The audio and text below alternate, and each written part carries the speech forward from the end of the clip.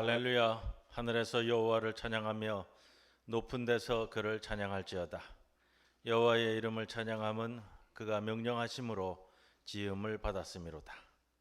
우리의 피난처요 견고한 망대가 되시는 하나님, 광야와 같이 메마른 인생길을 걸어가는 동안 저희에게 일용할 양식과 필요한 물질로 채워주신 은혜에 감사드리옵니다.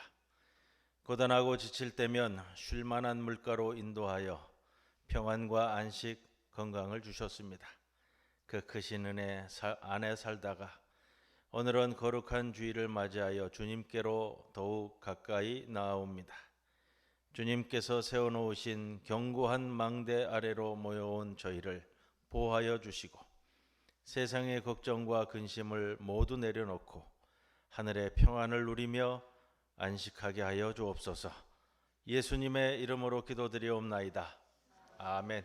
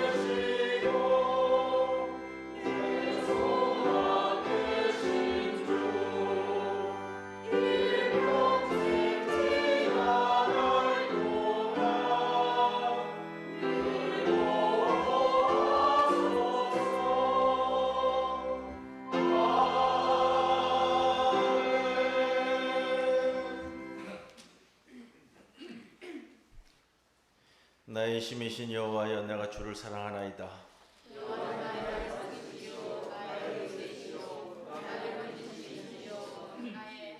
나의 하나님이시여, 내가 그 안에 피할 나의 바위시요 나의 방패시요 예수께서 이르시되 오히려 하나님의 말씀을 듣고 지키는 자가 복이 있느니라 하시니라. 복음은 모든 믿는 자에게 구원을 주시는 하나님의 능력이 됨이라.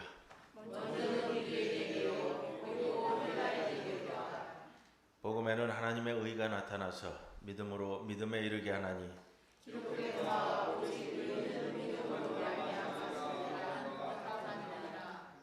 너희가 내 말에 거하면 참으로 내 제자가 되고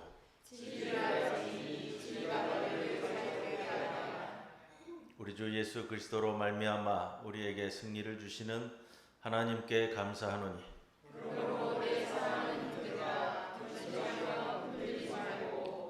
항상 주의 일에 더욱 힘쓰는 자들이 되라. 아멘. 전능하사 천지를 만드신 하나님 아버지를 내가 믿사오며 그 외아들 우리 주 예수 그리스도를 믿사오니 이는 성령으로 잉태하사 동정녀 마리아에게 나시고 본디오 빌라도에게 고난을 받으사 십자가에 못 박혀 죽으시고 장사한 지 사흘 만에 죽은 자 가운데서 다시 살아나시며 하늘에 오르사 전능하신 하나님 우편에 앉아 계시다가 저리로서 산 자와 죽은 자를 심판하러 오시리라. 성령을 믿사오며 거룩한 공예와 성도가 서로 교통하는 것과 죄를 사하여 주시는 것과 몸이 다시 사는 것과 영원히 사는 것을 믿사옵나이다. 아멘.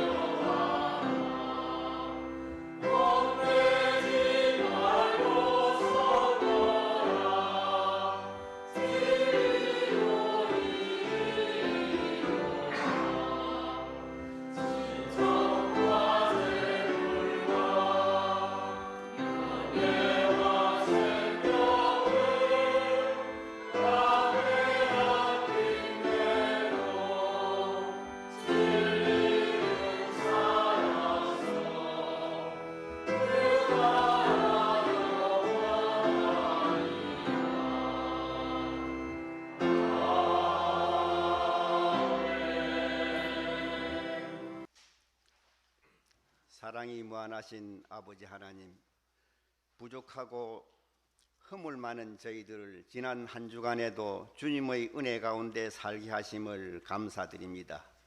오늘은 특별히 창조절 9째 주일과 종교개혁주일로 지키며 예배를 드립니다. 주님, 타락한 중세교회를 오직 성령으로 개혁했듯이 교회는 성경으로 끊임없이 개혁되어야 함을 깨닫습니다. 한국교회가 성경으로 개혁되게 하소서. 오직 성경의 근본으로 돌아가 교회가 교회되게 하시고 주님의 통치가 교회를 통해 세상 가운데 실현되게 하옵소서. 주님, 탐욕에 사로잡힌 인생들이 창조질서를 따라 파괴하고 상교질서를 파괴하고 각종 재난이 발생하는 전쟁이 일어나고 있습니다. 이스라엘과 팔레스타인과의 전쟁으로 많은 생명이 죽어가고 있습니다. 우크라이나와 러시아의 전쟁도 계속되고 있습니다. 주님, 전쟁으로 고통을 겪는 이들을 긍휼히 여겨 주옵소서. 절망과 죽음에서 건져주시고 속히 평화가 이루어지게 하옵소서. 주님, 우리나라에 온전한 평화가 임하기를 소원합니다. 무력으로 대치된 휴전선이 그치게 하시고 분단의 슬픔과 아픔을 그치게 하옵소서. 평화 통일의 역사가 임하게 하옵소서. 주님, 우리 중부교회가 믿음의 본이 되는 교회가 되게 하시고 하나님께 받은 은혜를 이웃과 나누는 교회가 되게 하옵소서. 성도님들 가정에 강건함으로 축복하여 주시고 어려움이 있을 때에도 믿음으로 잘 극복하게 하옵소서. 주님, 회복을 위해 치료 중인 전재경 선생, 가려 중에 있는 강복단 권사님, 주님의 권능으로 치유해 주시기를 간절히 기도드립니다. 주님, 대학 진학을 준비 중인 강푸른 김대선 학생이 있습니다. 남은 기간 열심히 준비할 때 지혜를 더하여 주시고 건강도 지켜 주옵소서. 금년 10월의 마지막 주일을 보내고 있습니다. 저희들이 주님의 뜻에 합당한 삶을 살고 있는지 돌아보게 하시고 남은 기간 주님 맡겨주신 사명 잘 감당하게 하소서. 주님, 여러 피치 못할 사정으로 함께 예배드리지 못한 교우들 이 시간 기억하게 하시고 저희와 같은 은혜의 시간 되게 하옵소서. 주님, 단위에 세우신 목사님 가정에 언제나 강건함을 주시고 목사님을 통해 주시는 귀한 말씀 큰 은혜의 시간 되게 하옵소서. 주님, 거룩한 예배를 위하여 열심히 준비한 성가대와 알게 모르게 수고한 모든 이들에게 주님 축복해 주옵소서. 이 모든 말씀 예수님 이름으로 기도드립니다. 아멘.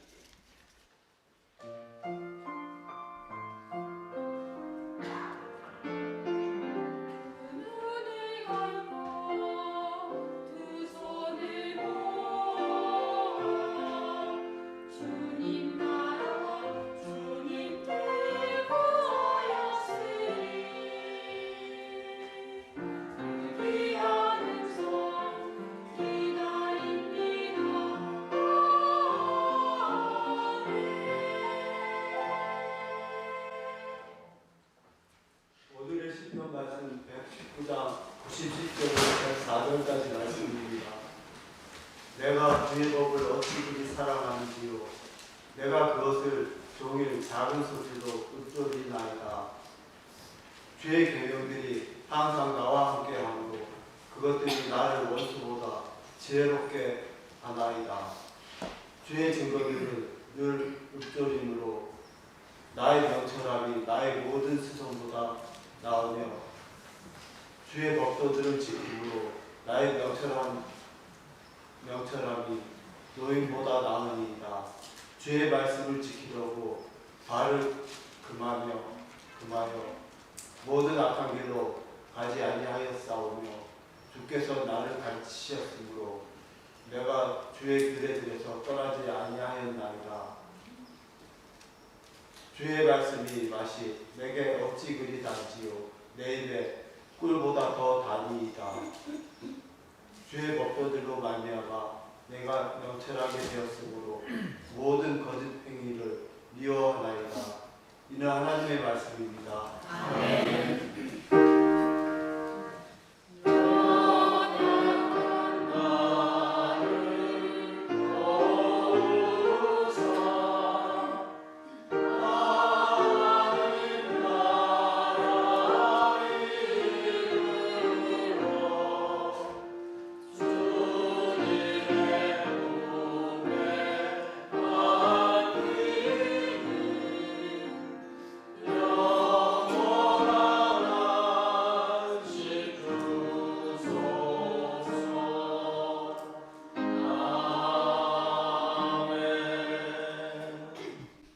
오늘 우리들에게 주시는 하나님의 말씀 마가복음 1장 14절에서 15절 그리고 창세기 13장 5절에서 10절 말씀입니다. 먼저 마가복음 말씀 봉독합니다. 요한이 잡힌 후 예수께서 갈릴리에 오셔서 하나님의 복음을 전파하여 이르시되 때가 찼고 하나님의 나라가 가까이 왔으니 회개하고 복음을 믿으라 하시더라. 창세기 말씀입니다. 아브라함의 일행 롯도 양과 소와 장막이 있으므로 그 땅이 그들이 동거하기에 넉넉하지 못하였으니 이는 그들의 소유가 많아서 동거할 수 없었음이니라. 그러므로 아브라함의 가축의 목자와 롯의 가축의 목자가 서로 다투고 또 가나안 사람과 브리스 사람도 그 땅에 거주하였는지라. 아브라함이 롯에게 이르되 우리는 한 친족이라 나나 너나 내 목자나 내 목자나 서로 다투게 하지 말자. 내 앞에 온 땅이 있지 아니하냐. 나를 떠나가라. 내가 좌하면 나는 우하고 네가 우하면 나는 좌하리라. 이에 롯이 눈을 들어 요단 지역을 바라본즉 소알까지 온 땅에 물이 넉넉하니 여호와께서 소돔과 고모라를 멸하시기 전이었으므로 여호와의 동산 같고 애굽 땅과 같았더라. 이 말씀 가운데 성령께서 함께 하시기를 기원합니다.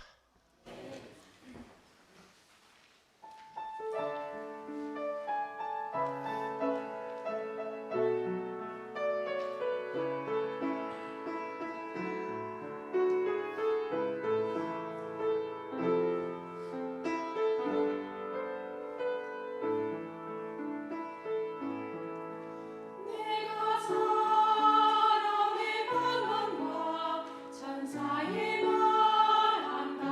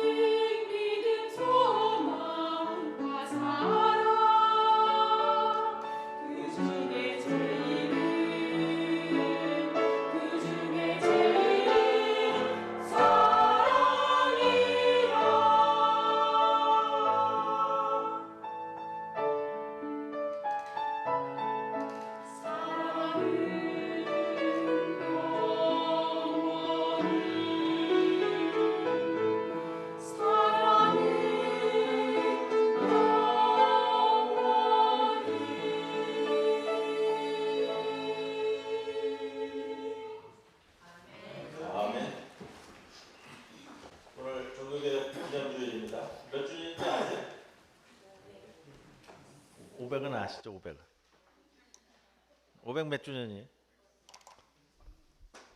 506주년이잖아요. 506주년. 1517년을 기준으로 합니다. 1517년 마틴 루터가 비텐베르크 교회당 문에 게시문 95개조 게시문이 95개조 논방문을 게시하였던 10월 31일을 기준으로 그 앞 전주일을 종교개혁 기념주일로 지킵니다. 95개조 로마 카톨릭의 잘못 이해되어진 내용들에 대해서 원래는 신학적 토론을 제의하였던 내용이에요. 이 논박 조항들을 기초로 종교개혁의 횃불이 시작이 됐는데 마틴 루터도 이게 그렇게 되어질 줄은 몰랐습니다. 이게 하나님의 섭리인 거예요. 단순한 논박 토론이었는데 하나님의 섭리의 시작이었습니다. 오늘 그 배경에 대한 말씀을 잠깐 나누고 창세기 말씀을 이어갈 텐데 욥기 강해 진행하면서 드린 말씀이기도 합니다만 예수님께서 공생애를 시작하시면서 맨 처음 하신 설교의 말씀이 오늘 신약 본문 마가복음 1장 14절 15절에 나와 있습니다. 뭐라고 말씀하셨느냐? 예수님의 첫 설교예요. 때가 찼고 하나님의 나라가 가까이 왔으니 회개하고 복음을 믿으라. 이게 예수님 공생의 첫 설교의 말씀이거든요. 기억하셔야 돼요, 우리가. 마태복음에도 4장 17절에 공통적으로 기록을 하고 있고요. 마태복음에는 이 똑같은 설교를 마태복음 3장 2절에 세례 요한이 먼저 설교한 것으로부터 시작을 하고 있습니다. 그 말씀 중에서 이 회개하라 이 말씀 기억하셔야 되는데 회개하라 헬라어로 메타노이에테 이렇게 씁니다.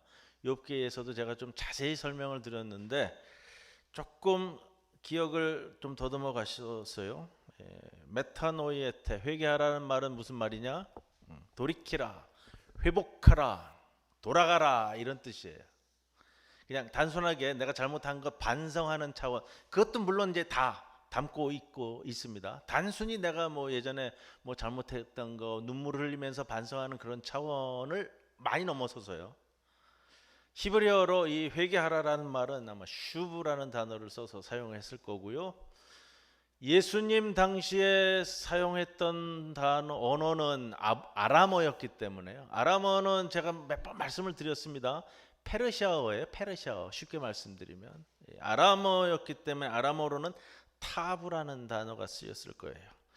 예수님 당시 회당에서 회당에서 읽혀진 성경은 아람어 성경이에요. 구약 성경이에요. 구약 성경을 우리가 지금 생각하는 구약 성경을 아람어로 번역을 한 성경으로 읽었으니까 이게 이 성경이 기원 405년 로마 카톨릭 교회의 공인 성서로 공인된 것이 라틴어 번역본 성경입니다. 우리가 이제 벌게이트 성경 이렇게 얘기하기도 하고요. 불가타 번역본 이렇게 이야기도 합니다만 자, 종교개혁 시기까지 1517년 전까지요. 그러니까 이 이제 한 1000여 년이 넘도록 라틴어 성경이 교회의 공인 성경이었기 때문에 번역본이었기 때문에 일반 국민들은 라틴어를 모르잖아요. 사제들과 일종의 이제 귀족들만이 이제 라틴어를 아는데 이 벌게이트 성경에 회개하라는 구절이 어떻게 번역이 되었냐면은 아기테 포이에니 텐티암 이런 단어를 써요. 무슨 뜻이냐면요. 라틴어를 기억하실 필요는 없고요. 뭐냐면 회개하라는 말을 라틴어 성경에 이렇게 번역을 했어요. 고해성사하라. 이게 중세 1000년을 교권이 바탕을 두고서 이끌어갈 수 있는 성서적 근거가 되어버렸어요. 회개하라, 회복하라, 돌아가라. 예수님이 말씀하셨는데 이 구절이 중세시대 1000년 동안 고해성사해야만 구원받고 고해성사해야만 죄사함받고 고해성사해야만 믿음 얻고 그렇게 믿고 가는 거예요. 왜? 성경에 그렇게 되어 있다니까. 이게 1453년에 동로마 제국이 마지막에 지금의 이스탄불이 이제 함락이 되면서 멸망의 길을 걷는데 동로마 제국이 안고 있었던 모든 기록물들이 일부는 이제 아랍 쪽으로 가고요. 일부는 지금의 네덜란드 로테르담으로 이제 다 수입이 들어와요. 그래서 로테르담에 누가 있었냐면 인문주의자 에라스무스가 있는데, 이 인문주의자 에라스무스가 각종 사본을 이렇게 합쳐서 사상 처음으로 원래의 그리스어 원전 성경을 활자화하는 거예요. 이때부터는. 예전에는 이제 필사잖아요, 필사. 상세한 주해를 덧붙여서 이 라틴어 역도 같이 섞어가지고 1516년이에요. 그러니까 비텐베르크 성당이 논방문을 붙이기 1년 전에 교정 그리스어 신약 성서를 발간하게 됩니다. 에라스무스의 공헌이 그거예요. 정말로 원래 헬라어 성경에 어떻게 쓰여 있느냐, 그거를 아무도 얘기를 안 했으니까, 1000년 동안. 거기에 바로 회개하라, 메타노이에테, 고해성사하라가 아니라 회개하라, 이 말씀이 있었다는 거예요. 그래서 마틴 루터의 95개조 논박문의 제1번, 2번을 여기에 대해서 논박을 하거든요. 이렇게 시작이 돼요. 마틴 루터 95개조 반박문의 1번은 우리들은 주님이시며 선생이신 그리스도께서 회개하라고 말씀하셨는데 이는 신자들의 전 생애가 참회가 되어야 한다는 것을 의미한다. 2번, 이 말씀은 고해성사, 즉 사제들이 집행함으로 시행되는 죄의 자복과 사면으로 이해되어서는 안 된다. 이 95개조 논박문이 이렇게 시작한단 말이에요. 죄의 사면권이 사제들이 신자들의 고해성사를 듣고 사면하는 권리에 있었다라는 것이 중세시대 가톨릭 교권의 중심부예요. 그래서 거기에서 나오는 게 면죄부, 면벌부가 나오기 시작을 하거든요. 자, 회개하라는 것은 여러분 잘못한 일에 대한 반성의 차원을 넘어서 하나님께서 인간에게 주신 원래의 상태를 회복하라는 말씀입니다. 창조 때에 하나님께서 인간의 코에 숨을 불어 넣으시사 생명이 된지라. 하나님이 내 안에 넣어주신 이 하나님의 이 본성, 신성의 자리로 회복되는 것이 돌아가는 원자리예요, 원자리. 자, 오늘 그 자리를 종교개혁적 관점에서 뒤돌아보면서요, 지난 몇 주간 함께 나눈 아브라함의 말씀을 계속 진행하려고 하는데, 지난주까지 여러분 함께 나눈 말씀 중에 아브라함이 하나님의 울타리를 벗어나 내 생각과 내 뜻대로 행동함으로 애굽에 내려가서 우여곡절을 겪었잖아요.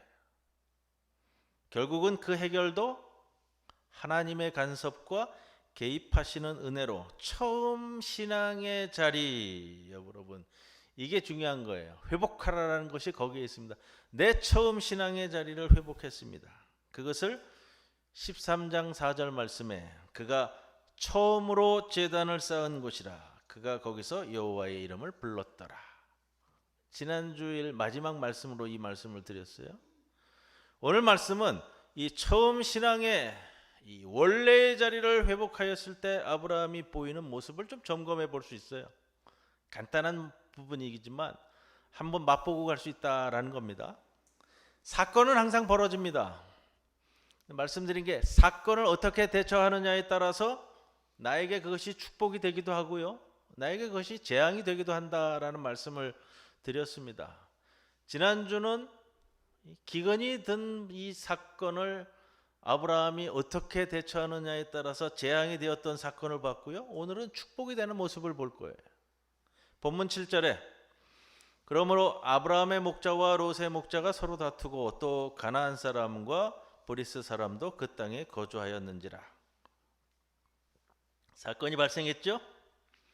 어떤 사건이 발생했어요?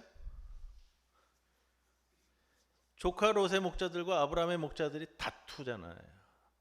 이게 사건이 발생한 거예요. 여러분, 다툼이 커지면 어떻게 돼요? 싸움이 되고요. 싸움이 커지면 이 전쟁이 되는 거예요. 전쟁이 되면 이게 재앙이 되잖아요. 이 사건을 대처를 잘하면 축복의 자리와 축복의 시간이 될 겁니다. 아브라함이 이 사건에 대처하는데 이제는 굉장히 성숙하게 대처하는 모습을 봐요. 처음 신앙의 자리를 회복한 자의 모습을 적나라하게 보여주는 모습입니다.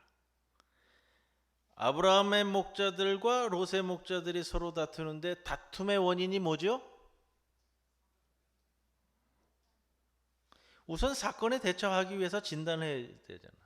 진단이 있어야 되잖아요. 본문이 말하는데 5절 6절에 아브라함의 일행도 양과 소와 장막이 있으므로 그 땅이 그들이 동거하기에 넉넉하지 못하였으니 그들의 소유가 많아서 동거할 수 없었습니다. 사건의 원인이 뭐예요? 사건의 원인이 소유가 많아진 거예요. 예? 소유가 많아졌어요. 실제로 아브라함이 아내인 사라 팔아가지고서 애굽에 가갖고 한몫 챙겨 나왔거든요. 그것도 사실이에요. 그것도 하나님의 섭리고. 예. 그 뭐 바로가 선물 준 거 뭐 다시 다 놓고 가라 그랬겠어요? 얼른 가지고 다 나가라 그랬겠죠. 한몫 챙기고 나온 것도 사실이에요. 여하튼 소유가 많아졌어요. 근데 여러분 없어서 싸우는 게 아니고요. 너무 많아서 싸움이 났어요. 이 사건의 문제가 거기에 있는 거예요. 저술가 토마스 칼라일이 이런 표현을 썼어요. 고난은 때로 사람을 어려움에 몰아넣는다. 하지만 고난을 견디는 자가 100명이라면 번영을 견디는 자는 1명에 불과하다. 많은 고난이 있고 그 고난이 힘든 것은 사실이지만 그 고난은 이겨낼 수 있다는 거예요. 그런데 이게 이런 뜻이죠. 정말 어려운 것은 번영을 견뎌내는 일이다. 번영을 이겨내는 일이라는 거예요. 그래서 물질적으로 부를 이루고도 하나님 앞에 영적으로 성숙한 분들은 정말로 훌륭한 신앙인들이에요. 번영 앞에 사람이 무너지거든요. 재산이 많아져서 그것이 어려움이 일어났고 다툼의 원인이 된 사건이에요. 이런 문제는 해결이 어렵다는 거예요. 이걸 3,500년 전 사건을 통해서 오늘 2023년을 살아가는 우리에게 주는 메시지란 말이에요. 그런데 오늘 본문을 보면 처음 신앙이 회복되고 영적으로 충만한 아브라함이 이 사건에 굉장히 성숙하게 대처합니다. 8절 말씀 보세요. 아브라함이 롯에게 이르되 우리는 한 친족이라 나나 너나 내 목자나 네 목자나 서로 다투게 하지 말자. 아브라함의 전제되는 심령이 있죠. 뭐죠? 다투게 하지 말자. 조금 더 고상한 표현으로 확대하면 뭐예요? 화평을 이루자라는 거예요. 화평을 이루자. 이게 얼마나 중요한지요. 아브라함의 이 밑바탕에 깔린 심령이에요. 지금 화평을 이루어야 된다. 믿음이라는 말은 지난 주간에 이렇게 말씀 준비하면서 살펴보니까 믿음이라는 것은 그 사람의 밑힘이라고 그러더라고요. 밑힘.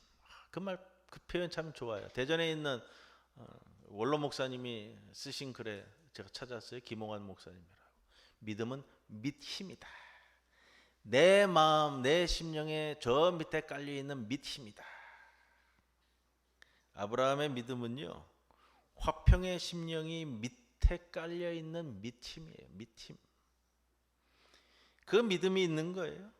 그 믿음이 단단히 깔려 있으면 사람은 그 믿음대로 살아가요. 아브라함이라는 한 인간이 추구하는 것, 한 교회가 추구하는 것, 한 사회가 추구하는 것, 나라가 추구하는 것, 다툼이 아니고 화평이라는 거죠. 화평. 이걸 놓치면 안 된다는 겁니다. 자, 다음 두 번째, 화평을 이루자는 것이 밑힘으로 있으니까 이제 실천적으로 보여지는 모습이 9절이에요. 내 앞에 온 땅이 있지 아니하냐. 나를 떠나가라. 네가 좌하면 나는 우하고 네가 우하면 나는 좌하리라. 뭐죠? 아브라함 사건에 대처하는 모습은, 실천적인 모습은 양보예요. 양보. 내 것을 내놓는다는 거예요. 여러분, 개혁을 말하지만 정치에서도 사회에서도 개혁을 이야기하지만요, 이 개혁을 얘기할 때 밑바탕이 되는 게 있어요. 내 거를 포기해야 돼요. 내 거를 10개 포기할 테니 너 3개만 포기해라. 이것이 되어질 때 이게 개혁이 되지. 나는 하나도 포기 안 하고 너 잘못했으니까 너 10개 다 내놔라. 안 되잖아요. 이것이 실천되는 것은 무엇으로부터 시작되느냐? 양보의 정신입니다. 이 모습을 보면서 우리가 생각해 보아야 할 것이 있어요. 사람이나 교회에서나 가정에서나 사회에서나 국가에서나 전체적인 총론은 다 좋아요. 총론. 평화, 화평을 이루자. 여기에는 전부 다 합의하고요. 전부 다 동의해요. 근데 이제 강론으로 들어가면 문제에 부딪히는 거예요. 평화를 이루기 위해서, 화평을 이루기 위해서 과연 무엇을 할 것이냐. 여기에 가버리면 내 말만 하고 내 생각만 늘어놓고 내 뜻만 관철시키고 내 거는 포기하려고 하지 않거든요. 평화를 이루는 일은 양보 없이는 불가능함을 아브라함은 알고 있어요. 희생 없이는 불가능함도 알고 있어요. 아브라함은 다투지 않기 위해, 화평을 이루기 위해, 평화롭기 위해 양보하는 거예요. 네가 좌하면 나는 우하겠다. 이게 화평을 이루는 길이라는 거예요. 우리가 양보해야 된다, 네가 양보해야 된다, 이래서는 방향이 안 잡혀요. 내가 양보하겠다. 이게 답이에요. 사랑은, 오늘 성가대 찬양 제목도 사랑이잖아요. 사랑은 논리를 뛰어넘는 거예요. 사실 아브라함이 롯에게 어른이죠. 숙부잖아요. 삼촌이라고 나오지만 숙부란 말이에요. 더구나 롯이 이러한 부를 이룰 수 있는 것 누구 덕분이에요? 아브라함 덕분이에요. 4절에 이에 아브라함이 여호와의 말씀을 따라갔고 롯도 그와 함께 갔으며. 롯이 누구를 따라갔어요? 아브라함을 따라갔어요. 그렇다면 아브라함이 그렇게 말할 수도 있겠죠. 너 삼촌 잘 만나서 이렇게 된 거야. 틀리지 않아요? 이게 논리예요. 이제 떠나라. 내가 우할 테니까 너는 좌로 가라. 근데 여러분, 사랑은 논리가 아니에요. 하나님의 영성을 회복한 이에게서 나오는 사랑은 논리를 뛰어넘는 거예요. 하나님 앞에서 항상 문제가 되는 것은요, 우리가 너무 똑똑해서 문제예요. 똑똑해서. 화평을 이루자 하고서도 강론에 들어가면 계산이 시작이 되거든요. 내가 어른이야. 내가 너보다 몇 살이 많은데. 내가 지난 주일에서는 교회에서 설거지 했으니까 이번 주는 네가 해. 이렇게 간다고요, 이게. 너는 왜 안 하는데? 어른이 얘기하면 막 듣지. 신앙생활은요, 여러분, 믿음 생활은요, 교회 생활은요, 논리가 아니에요. 서열이 아니라고요. 이 모든 것이 아브라함에게 가능한 것은 오늘 마가복음에 회개하라, 회복하라, 돌아오라, 이 말씀같이 하나님에게로의 처음 신앙을 회복한 아브라함에게 주어지는 축복의 표현이라는 겁니다. 사건이 발생했을 때 어떻게 대처하는가에 따라서 이 사건이 재앙이 될지 축복이 될지가 갈릴 거예요. 아브라함에게는 이 사건을 축복으로 끌고 가는 심령이 준비되었다는 거예요. 이 사건을 바라보는 처음 시각부터 이게 보여요. 우리가 분별력이라고 얘기할 수 있는데 6절 말씀에 다시 갑니다. 그 땅이 그들이 동거하기에 넉넉하지 못하였으니 이는 그들의 소유가 많아서 동거할 수 없었음이니라. 동거할 수 없었음을 알았어요. 분별력이에요. 오늘 무엇보다 이것이 참 중요한데, 이 다툼이 왜 일어났어요? 소유가 많아서 분쟁이 일어났다고 했잖아요. 그리고 이 땅이 그들이 동거하기에 넉넉하지 못하다는 분석도 끝났어요. 아브라함은 그것을 정확하게 파악했습니다. 그래서 아브라함이 내놓은 대안은 9절 말씀으로 다시 가는 거예요. 네 앞에 온 땅이 있지 않느냐? 나를 떠나가라. 네가 좌하면 나는 우하고 네가 우하면 나는 좌하리라. 아브라함은 이 다툼의 원인을 정확히 파악하고 있었고요. 대안 또한 정확히 제시하고 있는 거예요. 이것을 우리는 우리의 말로 표현하면 안목이고요, 분별력이고요, 통찰력이에요. 하나님의 심령을 다시 회복한, 영적으로 다시 회복한 아브라함이 갖는 심령이란 말이에요. 분별력, 통찰력이라는 것은 사물의 좋고 나쁨, 진위나 가치를 분별하는 능력이죠. 근데 더 중요한 것이 있어요. 그것을 넘어서서 드러나지 않는 것을 보는 능력이고 본질을 꿰뚫어 보는 눈이에요.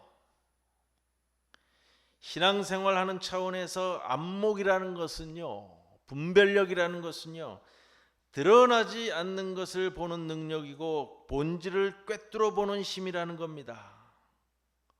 아브라함과 롯의 결정적인 차이는 이 분별력의 차이예요.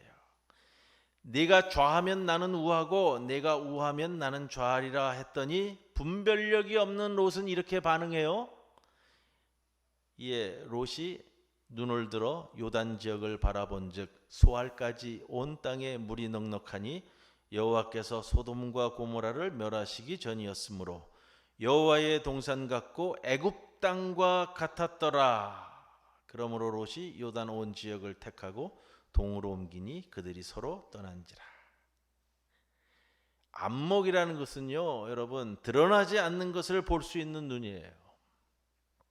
롯은 드러난 것밖에는 보지 못했어요. 결국 롯이 소돔 땅을 선택하면서 사단이 나기 시작하는데 오늘 본문의 이 구절이에요. 하나님의 동산 같고 애굽 땅과 같았더라. 하나님의 땅과 하나님의 동산과 애굽 땅을 구분해서 보지 못하는 거예요. 애굽에 갔을 때 좋아 보였죠. 그 땅은 제국의 땅이에요. 그러니까 롯이 이 표현이 나오는 거예요. 눈에 보이는 것이 다 좋은 거예요. 다 그게. 이 통찰력을 오늘의 시편 119편 98절에 이렇게 표현합니다. 주의 계명들이 항상 나와 함께하므로 그 계명들이 나를 원수보다 지혜롭게 하고, 99절에 내가 주의 증거들을 늘 읊조림으로 나의 명철함이 나의 모든 수송보다 낫다. 주의 법도들을 지킴으로 나의 명철함이 노인보다 나으니이다. 노인이라는 표현은 시간을 평생 들여서 지혜롭게 된 사람들을 뜻하는 의미적인 표현이고요. 계속해서 반복되는 게 뭐죠? 주의 계명, 주의 법도, 주의 증거, 모두 다 한마디로 말하면 아브라함이 하나님의 말씀을 따라갔고, 그리고 여기 나오는 이 명철이라는 단어예요. 명철. 여러분, 영어 성경은 인사이트로 번역을 했는데 참 좋은 표현 같아요. 인사이트, 안에서 보는 눈이라는 표현 참 좋아요. 우리말로는 안목, 통찰력, 분별력, 본질을 꿰뚫어 보는 능력을 명철함으로 봅니다. 여러분, 오늘 종교개혁 기념주일인데 오늘 말씀을 준비하면서 오늘 창세기의 말씀을 제가 살펴보면서 참 재미있는 표현이라는 생각이 드는 구절이 이거예요. 12장 4절에 아브라함이 여호와의 말씀을 따라갔고 롯도 아브라함과 함께 갔다. 여호와의 말씀을 따라간 아브라함과 그 아브라함을 따라간 롯, 같은 의미지만 좀 차이가 나요. 같은 의미지만 좀 차이가 보인단 말이에요. 그 조그만 차이가 애굽 땅에 다녀와서 더 벌어지는 느낌이고요, 소돔 땅으로 이사가서는 더 벌어지고요. 이렇게 출발이 다른 아브라함은 가는 곳마다 제단을 쌓고 하나님을 불렀습니다. 아브라함은 그 무엇보다도 내 눈에는 보이지 않는다 하더라도 여호와의 말씀에 아브라함의 눈동자가 맞추어져 있다는 겁니다. 눈에 보이는 화려한 애굽을 따라가는 신앙생활이 아니고요, 말씀을 따라가야 합니다. 말씀을 주신 여호와 하나님을 따라가는 겁니다. 그래서 오늘의 시편 119편 104절 마지막 절에는 주의 법도들로 말미암아 내가 명철하게 되었으므로, 이 표현이 정말 좋더라고요. 그래서 오늘의 시편을 119편 요 단락 제가 선택했는데, 말씀을 쫓아가며, 여러분 말씀을 쫓아가면 명철하게 된다는 거예요. 안목과 분별력과 통찰력이 주어진다는 겁니다. 성도 여러분, 주님 주신 말씀을 오늘도 붙잡으시고 그 말씀을 쫓아가시고, 그래서 세상은 줄 수 없는 하나님 주시는 명철함을 갖추시고 그 성숙함과 지혜로 이 세상을 아름답게 만들어가는 주님의 백성들이 모두 다 되시기를 주님의 이름으로 간절히 축원을 드립니다. 고마우신 아버지 하나님, 오늘도 저희들을 주의 성산으로 불러 모아 주셨습니다. 주의 말씀을 허락해 주셨습니다. 오늘도 주의 말씀을 쫓아 살아가며 세상이 주지 못하는 하나님께서 우리에게 허락하시는 명철함으로 이 세상을 살아가는 능력 있는 자 되게 하옵소서. 감사드리며 예수님의 이름으로 기도드리옵나이다. 아멘. 주님 나의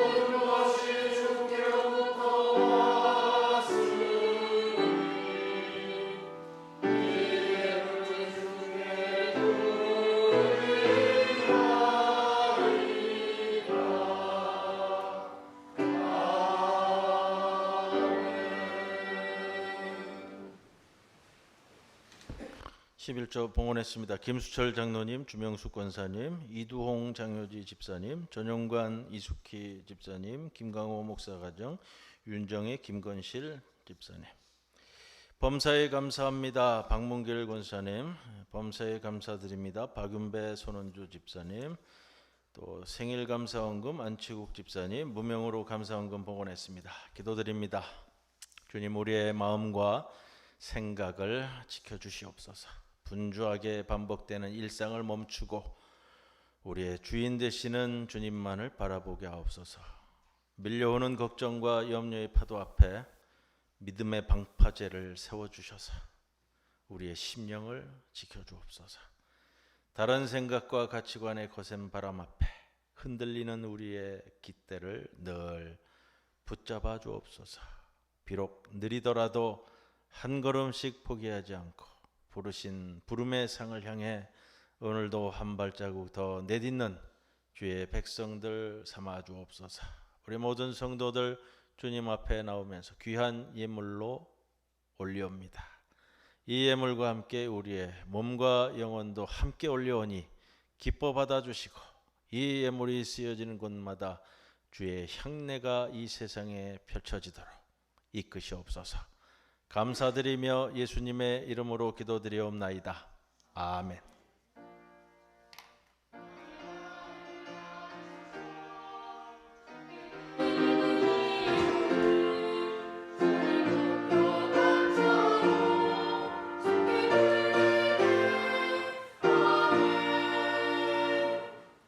앞뒤 옆에 계신 분들과 함께 인사 나누겠습니다. 주님의 평안을 빕니다. 주님의 평안을 빕니다. 광고 주보에 있습니다. 참고해 주시고요. 원로 장로 추대 및 권사 임직 시기 11월 넷째 주일 예배 시에 있습니다. 위에서 기도해 주시고 권사 임직 예정자분들은 오늘 오후 예배 후에 모임을 갖도록 하겠습니다. 재활 치료 중인 전재경 선생님 위해서 늘 기도해 주시고 우리 강복단 권사님도 위해서 항상 기도해 주시기를 부탁드립니다. 중부산 세무서가 11월부터 아마 새 청사를 짓기 위해서 공사에 들어가나 봅니다. 주차하시는 분들은 주차에 참고해 주시기 바랍니다. 이제 모두 일어서셔서 패회송 함께 찬송 드립니다.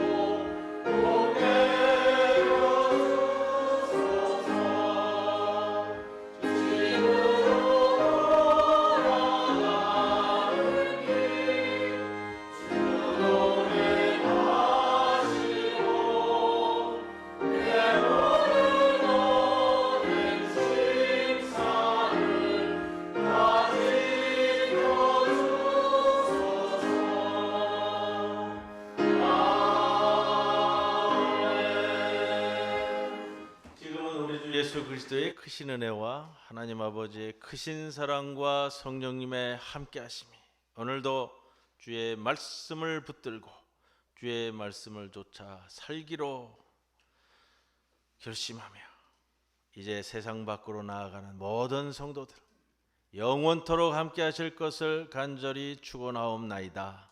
아멘.